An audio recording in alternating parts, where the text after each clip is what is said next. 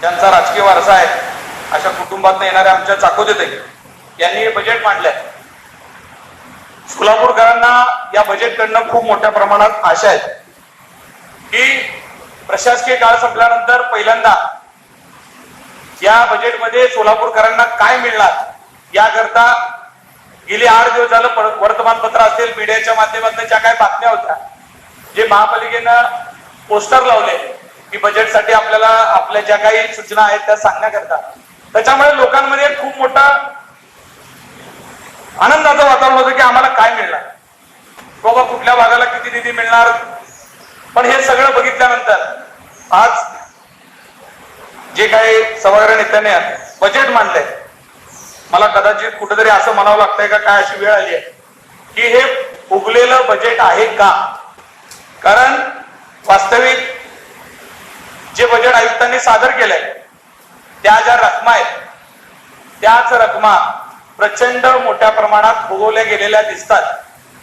गेल्या वर्षी वास्तविक जी रक्कम आपल्याला प्राप्त झालेली आहे त्या रकमेत आणि आयुक्तांनी सादर केलेल्या रकमेमध्ये मोठ्या प्रमाणात म्हणजे 150-200 कोटीची फरक तफावत आपल्याला दिसते. आणि 150 कोटीची तफावत असताना पुन्हा स्थायीने त्यामध्ये 5-6 कोटी वाढवले आणि आता सभागृहाने सुद्धा त्याच्यामध्ये मला वाटतंय 50-60 कोटी वाढवून 1001 कोटीचं बजेट आपल्याला हे वगळून म्हणजे अनुदान वगळून सादर होतंय का काय असं आहे. 990 का काय इतकी रक्कम आहे कोटी.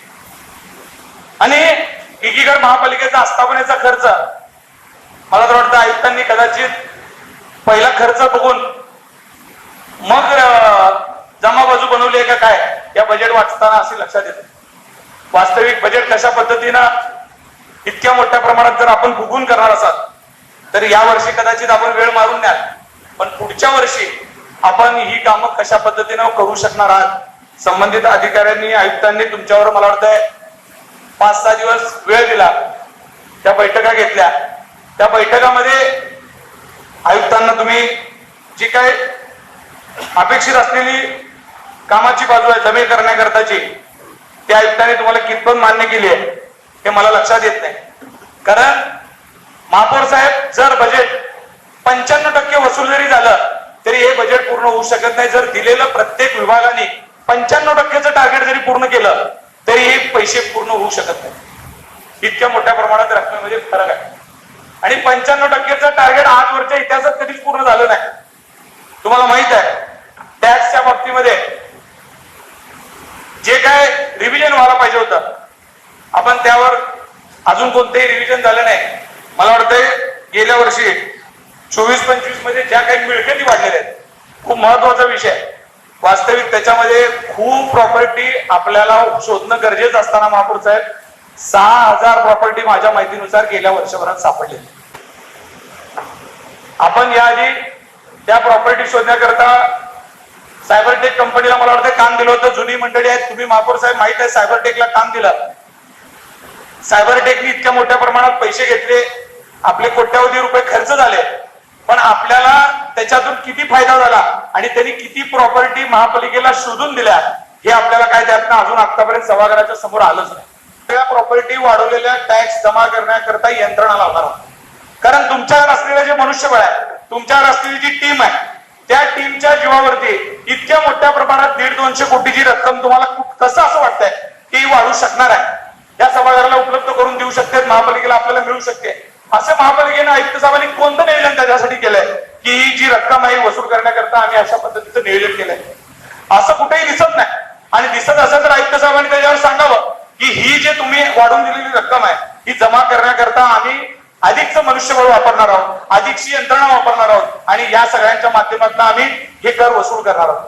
असं कुठलंही दिसत नाही. जर 5000-4000 प्रॉपर्ट्या वाढत असतील साहेब दरवर्षी तर महापौर साहेब तुम्हाला माहित आहे तुम्ही ज्या भागात नेता त्या प्रभागातच 5-6 हजार लोकांची घरं नवीन झाली असतील. इतकं मोठ्या प्रमाणात एक भाग वाढावा लागला आणि इतकं मोठं शहर वाढत असताना तुम्हाला माहित आहे सोलापूर शहरामध्ये मी ज्या भागात येतो गावठाण भाग आहे, या सगळ्या जिकडे पेटा आहेत इथं जुने वाडे होते. तिथं आयुक्त साहेब तो वाडा एक पावती होती पूर्वीची, आता तिथं तो वाडा पडला, अपार्टमेंट तयार होत आहे. अपार्टमेंट झालं 24 फ्लॅटचं अपार्टमेंट तयार होत आहे. आज तागायत सुद्धा कित्येक ठिकाणी फक्त एकच पावतीवर त्या अपार्टमेंटचं बिल पाठवलं जात आहे. मग असं जर होणार असेल, आपली कोणतीच यंत्रणा ती शोधण्यासाठी लावणार नसाल तर आपण एक कागदावरचं बजेट मानतोय का काय? नवीन नगरसेवक आले, नवीन नगरसेवकांना असं वाटतं की आम्हाला विकास कामाला निधी मिळाला पाहिजे. मी आयुक्तांना एवढीच विनंती करतो की आपण जर करवाढीमध्ये इतक्या मोठ्या प्रमाणात आम्हा सगळ्या सभागृहाला शब्द देत आहे की आम्ही एवढे पैसे वसूल करू, तर आपण ते पैसे कसे वसूल करणार आहात हे आम्हाला पेपरवरच तुम्ही सगळ्या सभागृहाला सांगणं तेवढंच गरजेचं आहे. कारण पैसे वसूल होणार नसतील तर महापालिकेला आणि आपल्या सगळ्यांना कुठेतरी आपण काही ह्याच्यासाठी वेड्यात काढतोय का काय अशी परिस्थिती सभागृह नेता होऊ नये आपली. कारण तुम्ही आम्ही इथे सगळेजण काही लोकांना शब्द देतोय, आपण अनेक लोकांकडनं नगरसेवक लोकांना आता आश्वासित करतोय की तुला इतक्या मोठ्या प्रमाणात निधी देऊ. महापौर साहेब फिरत असताना सांगत असतात या सगळ्यामध्ये महापौर साहेब तुम्ही जातीने लक्ष देणं खूप गरजेचं आहे. लोकांना तुमच्याकडून प्रचंड मोठ्या प्रमाणामध्ये खूप आशा आहे. सोलापूर महानगरपालिकेच्या गुंटेवारी प्लॉटिंग मध्ये सुद्धा साहेब आपण याआधी मला वाटतंय 5 कोटी रुपये मॅपिंग करण्याकरता दिले होते की जेणेकरून आपल्या सर्व गुंटेवारी भागामधल्या जे काही बांधकाम परवानगी आहेत त्या लोकांना मिळाव्यात. आपण मॅपिंगसाठी मला वाटतं कलेक्टर कार्यालयाकडे 5 कोटी रुपये जमा करून सुद्धा मला संबंधित महापौर साहेब त्यांना विचारा की त्यासाठी आपल्याला काय त्या पैसे दिल्यानंतर मला वाटतं आपण त्यात काही साहित्य पण खरेदी केलं होतं का काही पैसे वजा हे केलेत ते काय घडलंय तसंही जरा थोडंसं कधी कळालं तर बरं होईल. मला वाटतं गुंटेवारीचं बांधकाम परवानगी मिळत नसल्यामुळं अनेक परमिशन आपल्याला देऊ शकत नाही साहेब आणि लोक आपल्यापर्यंत येतात परमिशन मागायला, पण आपल्या कागदी अडचणींमुळं लोकांना आपण परमिशन देऊ शकत नाही.